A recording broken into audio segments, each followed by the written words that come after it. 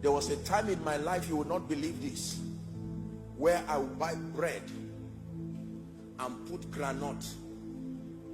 You know how you put granite? Don't act like you don't know what I'm saying. Bread and put granite. Are we together? Yeah. With ginger.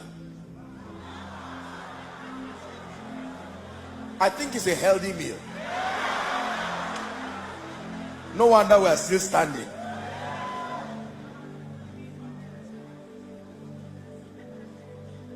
When we started ministry, sir, I remember the first crusade that we went for. We were going there by faith, just because God said to. While the crusade was going on, you know what it means to preach in a miracle service with bills waiting for you? The people you are owing are there while you are shouting Jesus the same yesterday, today, and forever. And to make matters worse, the sick now genuinely get healed. Who is that God that heals the sick?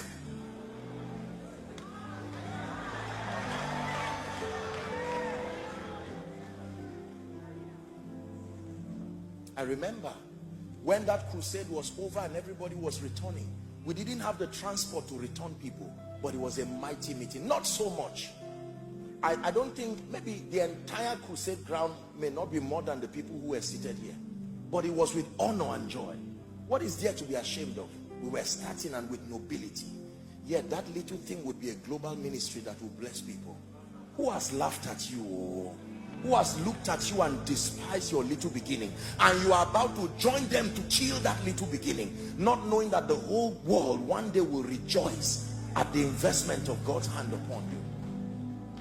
Let me tell you the truth. The pressure that I went through after that crusade, it would take a madman to do another one. And as soon as we went back, I didn't even rest. God said to do another one again by the next year. I said, God, what is this?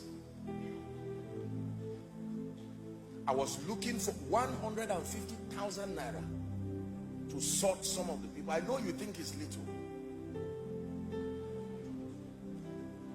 Someone signed a check for me. I called the people to come and take it. When they came and went to the bank, the check bounced and they said, this time we're not coming alone. You know what that means? We're not coming alone. I didn't steal. I didn't kill. What was your offense? It was at those times and within those processes that we saw certain things. My faith did not just develop from Bible study alone. Pain was a gift that stretched that faith. There are things that you go to where no matter how you cry, God answers your prayer by leaving you there. I know you don't like what I'm telling you now. There are times that you being left in that situation is an answer to your prayer.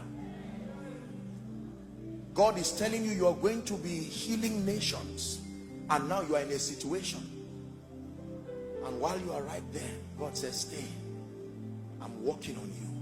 Fear not, he says, I have redeemed you. I have called you by name. You are mine. He says, when you pass through the waters, I will be with you. Through the rivers, he said, it will not overwhelm you. Then he says, when you walk through fire, you don't run through fire, you walk. Because there are things that fire must roast. Pride, flesh, vainglory.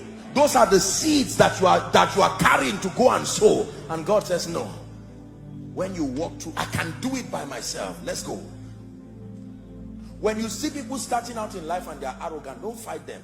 Just leave them. There is already a system. If it's God they are following, something in their life will work on it. One day you see the person after 5 years and he says, good afternoon, sir. I say, what happened? The refiner's fire. Maybe someone is in that season right now. You must interpret what you call answered prayer.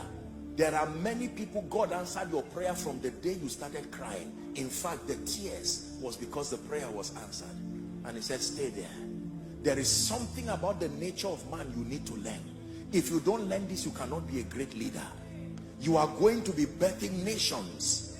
But there is something, Naomi, I need something. There is something you need to know about the faithfulness of God. Otherwise, you will not appreciate the favor that comes from the farm of Boaz.